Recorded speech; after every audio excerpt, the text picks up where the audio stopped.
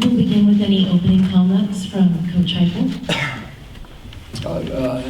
Obviously, hats off to LSU. They played a really good football game and did enough to win it. Told the players in the locker room, coaches and players, today we weren't good enough to find a way to win a football game. Loved the way that they competed for 4 quarters, continued to fight with everything that they had. I believe played as a group, just weren't good enough at the end. Did some things uncharacteristic of us just early in the football game that hurt us a little bit, but again, our kids continued to fight, and so with that, we'll open up for questions. If you do have a question, if you could please raise your hand so we could get a microphone to you first. We'll start over here in the right-hand side, back row. If you could please identify yourself and your outlet. Coach, Luke Kettrick, Spectrum News in Orlando. You guys, when you've had to be, have made the adjustments at halftime and been a second-half team this year. Was it today more you guys just weren't able to make those adjustments, or was it more of a credit to what LSU was able to do? First of all, they got really good players and coaches. There's no doubt about it.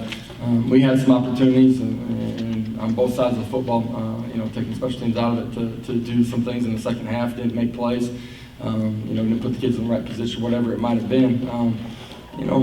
They're a good football team. We didn't do enough in this football game, offensively, just to get the first down, to get the drive going. Got behind the chains, and we're in too many third and long situations. Next question. Up here on the right, first row.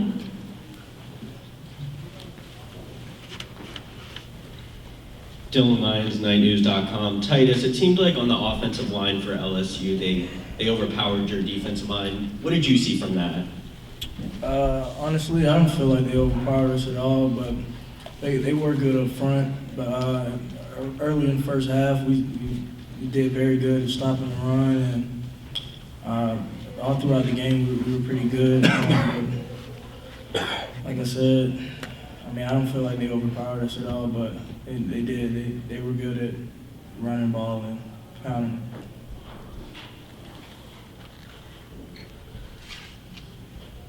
Question here in front row on the left. For the 2 players, it's been a long time since you guys lost a game, 25 straight. Describe your feelings and just talk about what a great run it was. Obviously everyone in the locker room is really upset. We haven't lost a game since 2016. The freshman class, or sophomore class, hasn't even lost a game since they've been here. It's the first time losing, but this program's came so far. I'm just really excited to watch as a fan from the future. For the future, I think this place is just getting started. I think this is going to be a regular appearance in the New Year's Day Bowl and even beyond that. I'm just so proud to have been attending this school and play for this program. Another question here on the right, second row. Did Titus answer that question? Oh, I'm so sorry. Go right ahead. Well, like he said, it's a bad feeling in the locker room. These guys haven't lost a game since 2016, but these guys I'm just grateful for the opportunity that we had to be here and the opportunity, just looking at where we came from and how far we've come and how far we have to go. This is just one stepping stone, and I feel like next year these guys are going to come back even stronger. Coach Heupel, it obviously is a tough loss, but what are the bright spots? What are the positive? What's the biggest positive you can take away from this game? I think our kids competed for 4 quarters. They handle adversity extremely well. I think that's one of the things I'm most proud of this group about. I think you look at what they've done over the last 2 seasons, right? You get one opportunity, you got to go out on the field and you get one 60-minute clock to wind down, and you got to be good enough. Today we weren't. Credit to LSU. I think that also speaks to how special this group is to be able to do that for 25 straight weeks the last couple of years, and I just appreciate who and what they are. I told them in the locker room, in sports you focus so much on the destination. It's important. We certainly wanted to finish this one off the right way. But when you walk away from the destination, right, it truly is about the journey. And I love the way that these guys have a tight brotherhood inside of the locker room. I appreciate how they bought into the things that we're trying to build upon in our program. And I do believe this is just the beginning of what we're going to be. Good question here on the front row on the left. And Coach Jamie Say, WKMG, just piggybacking off what you said, what Titus said, he said that he thinks the future is even brighter. I mean, the legacy that these seniors have left behind for the underclassmen, what do you think that does for the rest of the team going forward, the example that they set? We talked about in the locker room, what we've been able to showcase, who we are individually and ultimately collectively this past season, leading into this ball game. We'll reveal a lot about ourselves here, handling adversity of this type as well as we move forward. I know that our kids are going to handle it the right way. The seniors, to me, they leave a legacy of handling adversity, jumping over every hurdle that's placed in front of them. Most importantly, leaving a culture of love and brotherhood inside of our locker room. And I think that will be their lasting impression on our program. Second row on the right. Coach, could you get a feel for what LSU was trying to do to mask their holes in the secondary during the game? We did. I think you saw at times we had some protection issues where we had some things open. Our DJ's getting close to releasing the ball, but he's not able to hold on to it for one more tick to get the ball out of his hands. I thought they did a good job of getting to the quarterback. Part of that is playing behind the chains at times too, where you're in predictable situations, and you put all those things together. That's why we didn't play as well as we were capable of at times for 60 minutes. Another question right here, front row on the left. Coach, you said you guys did some things in the first half that were uncharacteristic, a couple of taunting penalties. One proved to be really costly. Yeah, we talk about that, every one play makes the difference in the football game. At the same time, when that play's over, just focusing on and moving on to the next one, because every play's got a chance to be the difference.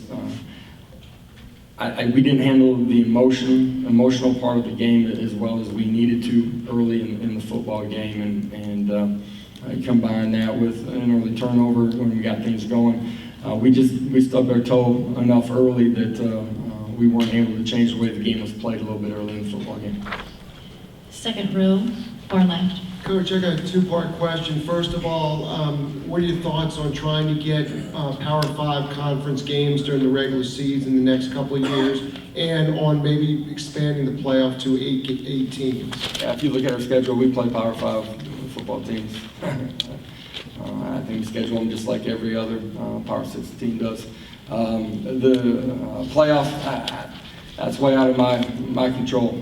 I don't spend a lot of time thinking about it. I try to get our kids to focus on the daily task, things that they can control. I try to do that myself as well. Question here, front row on the left. Coach, now that once all this kind of settles down a little bit, what would be your message to the team as you guys get ready to move forward to the next season? The first message about next year was handling the adversity of this football game. This program's not accustomed to losing. No one in that locker room has lost in a couple of years. How we handle that today, tonight, in the week before we get back on campus, when we first start our off season, all those things will speak to who and what we're going to be moving forward. I expect our kids to handle it in a great way. Second row here on the left.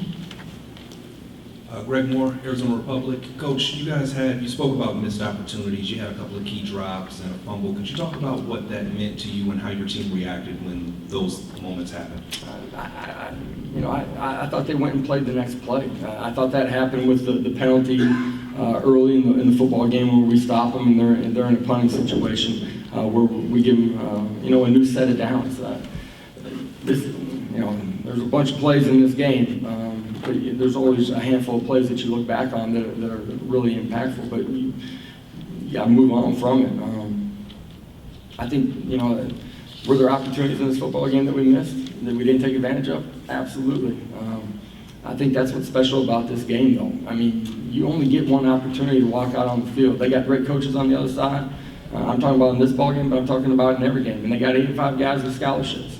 Right? And I think, one of the things that's been missed, and it's been not missed by me, but I haven't been able to talk about it because we're in such a grind of just the season and moving on to the next week, trying to keep kids focused is and you know, all the national championship talk and banner with our program from last season. What gets lost to me as much as anything is how special it is for a group of individuals to come together collectively and go out there and have one 60-minute clock for 25 straight weeks and find a way to be good enough to go get a win. I think it says a lot about the character that's in our locker room. It says a lot about the leadership, the toughness, mentally and physically, to be able to handle that and to go play football for that amount of time and find a way to win. Any other questions? Back here again, far left, front row. This question is for Titus and Michael. You guys were part of something that really galvanized the UCF community, a fan base that we haven't seen that kind of excitement week to week in a long time. What was that like playing for these fans, and do you have one last message for that fan base? Michael, if you want to start. I mean, it's an absolute privilege to be a part of this program and see, like I said, see it grow. And it's just amazing how much support that has been around this program for the past 2 seasons. And we just really appreciate everything that Night Nation has came with every single week. And they have our backs no matter what, and that's what we really appreciate.